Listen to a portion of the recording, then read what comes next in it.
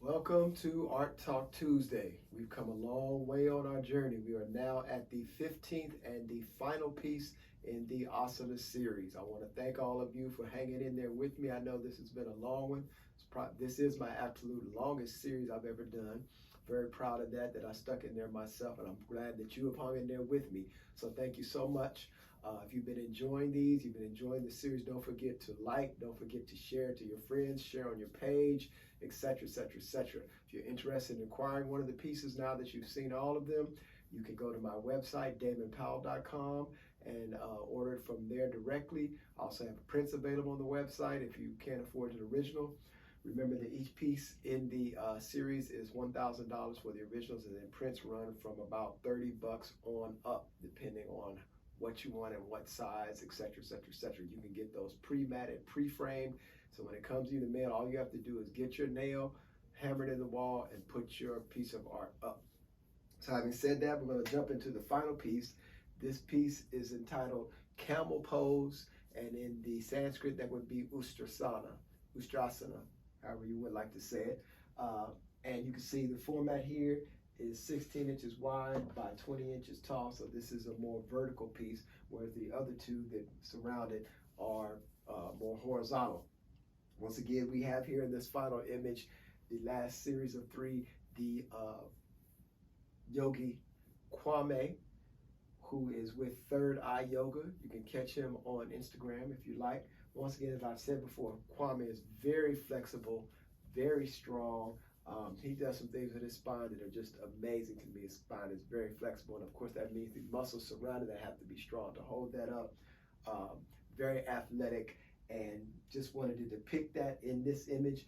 If you look at the image here, you'll see that the image here in the background, this green flower is the symbol for the heart chakra, because camel pose is a heart opening pose. Predominantly that is what it is. You see here the heart is open and exposed, and that's the main feature of this pose, is to open the heart.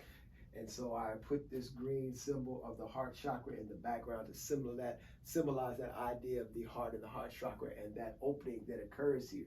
Everything is open. It's a very vulnerable position. The head and neck or back, chest is completely exposed and open. Even the stomach and pelvis here are completely exposed and open. So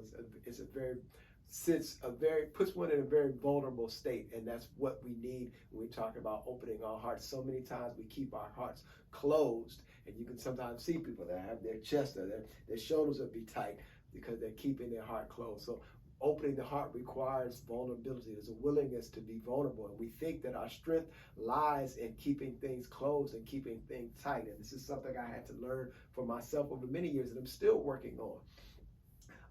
But in actuality, all we're doing is closing ourselves off so that other things cannot get in. If your fist is closed, you can't get anything placed in your hand. And actually, there is a strength in vulnerability. Actually closing down, shutting down, that's the natural thing to do. That's the easy thing. That's the easy path. But the real test of strength and heart and openness is to be able to remain open and to be vulnerable and show one's vulnerability to the world. That doesn't make you weak, because it actually requires a great deal of strength to do that when everything within you is saying no, clamp down, shut down, don't let anything in, don't let anyone in. And so to be able to open to that, and as we open more and find ourselves opening our heart more and more, we begin to notice that we have a greater sense of resilience, because we know that we can rely upon ourselves no matter what happens with me sharing with others or opening myself up to the world and others. I can handle it. There is a strength that we gain through this practice of vulnerability. It's almost it is counterintuitive, but it happens. We have to trust that and trust the process and trust that things will change and we will grow stronger, even though everything says, oh, something happened. See, I tried. Let me go back to closing myself on. Let me go back to not letting me. Let me put the walls back up. But as we begin to continue to open more and more, we find that inner strength that we never thought was there, and we would never be able to discover by keeping things locked and closed down and clamped down. So that's kind of what this pose is about. If we go into the pose with those kind of things in mind, we go into the asana with those type of things in mind. One of the big things I've had some teachers do is they will have you decide an intention for your practice and before you start. You're on your mat, you're sitting there. I want you to set your intention. And some of the really good instructors will remind you of that intention. They'll say, okay, you're in the middle of a pose. Sometimes a very awkward, a very hard pose, and your body's aching and you're feeling those muscles not want to stretch that you know need to stretch. And the instructor will say, now I want you to remind yourself of intention. Take a deep breath and remind yourself of that intention that you set. And you'd be amazed at what that does for you, not only psycho-spiritually, but even physiologically as your body begins to open up and loosen. It's amazing. So I guarantee you that you should really try it. If you're not into yoga, that's a reason to do it. There is a spiritual component to this. As I said last week, yoga has 8 limbs, most of which are for spiritual growth and spiritual development. The poses, the asanas are only one limb of such a much more vast and broad and deep source of spiritual growth that can be had from these experiences. So having said that, that's my sales pitch for that camel pose. We see I use some very basic earthy colors here. We've got green, brown, blue. So very earthy colors. Then I threw in a little bit of yellow here, some accents just for a little brightness and some fire. And even you can see the tinge of this skin tone is I use a lot more yellows in here in the skin tone too. Just a little bit of browns and some red and ochre, but mostly yellow to kind of match that. You see his headband is yellow. So just playing around with these yellow accents just to kind of pop things out a little bit as you see these really earthy tones. Even here, I put the brown tone, the browner tone, this kind of sienna in the background rather than putting it on the floor, which would make more sense if you would think that it would be more reminiscent of the earth as he's on the earth. But actually I put the blue here and reversed that. And it seems to work. I think it's got a good overall patina to the work, gives it a good overall, the colors matching together. And so bring about this whole idea that I wanted to bring out with this opening of the heart. So we have the heart chakra here in the background. The green is the color of the heart chakra that's opening up. The chest is open, vulnerable, exposed.